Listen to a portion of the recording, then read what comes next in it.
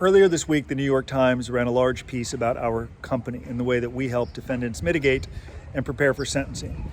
And of course, there's great things that come with that article, more media, potential TV opportunities, people reaching out, potentially adding to our team. But there's also fallout that accompanies it from people who are jealous, who are angry, who want the attention. And some of that fallout includes lawyers, some of whom who called me to say, hey, great article, but we do that. We do everything you said you're going to do in that article. And I don't even know if they read it, because the key theme to this article, and if you want to read it, go to our website or just go to newyorktimes.com and type in white collar advice. The key theme to the article follows: our team helps defendants convey through their own efforts why they're worthy of leniency. I'm going to say it again. When a lawyer says we do that, they're not understanding that they are a hired gun. They are paid to articulate why you're worthy of leniency. Now, I don't find that to be off-putting. I find it to be honest and transparent, in part because Judge Boo, a federal judge on our YouTube channel, told us a lawyer's paid to say their client's worthy of leniency. Judges have to discount it to a degree because a lawyer's saying it. So I want you to have the greatest lawyer in America. Our team sends out millions of dollars a year in referrals to lawyers all across the country because you need a great, competent, ethical, honest lawyer who's going to fight for you and invest the time and not produce boilerplate stuff. We want you to have the best lawyer without question. Without question. But part of the reason, I would say about a third of our business comes from referrals from criminal defense attorneys, is because those attorneys put their ego aside.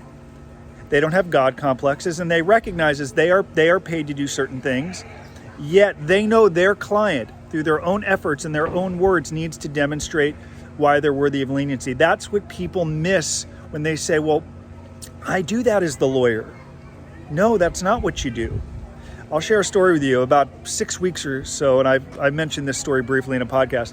A 17-year-old kid rear-ended me. He was learning to drive with his father, and he rear-ended me, and he was so apologetic, so embarrassed, so sorry. And I'm like, dude, I rear-ended somebody too when I was 16. It's fine. It's no big deal. It's a car. We get it fixed. Like, don't stress. It's totally fine.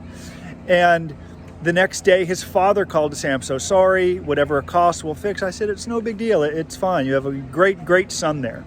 3 days later in the mail, I think it was 3 or 4 days later, in the mail, I received a letter from this kid apologizing for rear-ending me, telling me that he's trying to improve as a driver, and included auto body shops in Orange County that could potentially fix the car. And I called the father and I said, you have a great son. I wish every defendant, because I told him what I did and he Googled it and he was fascinated. I said, every defendant needs to do what your son just did. In a way, you were kind of like the lawyer saying, I'm sorry for my son. Just like if you're a defendant, your lawyer's going to say you're sorry, but your son did the work. He wrote me a letter and he included addresses and locations of auto body shops that can fix it. You have a great son. Thank you. No big deal. I'm really, really impressed with the efforts. I want you to do what that 16-year-old kid did. I want you to have the greatest lawyer in America, but whether it's a CJA lawyer, a public defender, a retained lawyer, whatever it is, you've got to demonstrate. And that was the key part of this article. It's very easy for me to be a talking head on YouTube and articulate why we think we're so great and why we can help you. It's somewhat self-serving. The benefit to this article was Jack Hitt, the reporter, trailing our clients over 12 or 13 months, speaking with dozens of clients who actually weren't mentioned in the article for a number of reasons due to COVID and delays in sentencing hearings.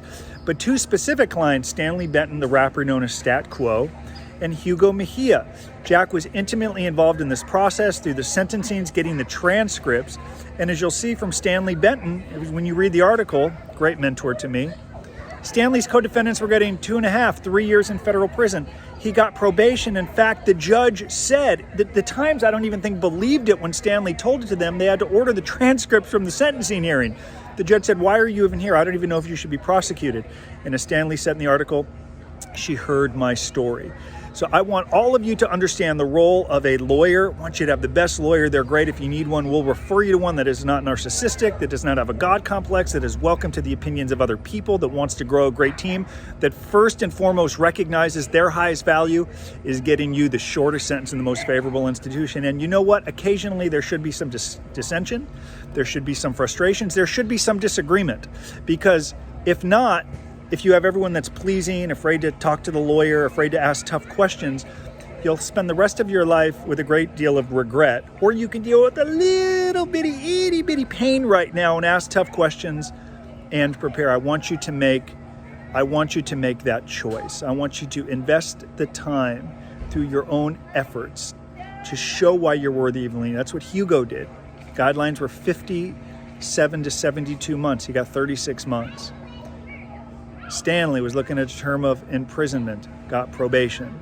Our clients are able to obtain this outcome because they recognize they have to do the work. Lastly, I'll say, even if you get a guideline sentence, what's the value that comes from creating these assets or this content? One, you have dignity because you know you've done everything possible to prepare.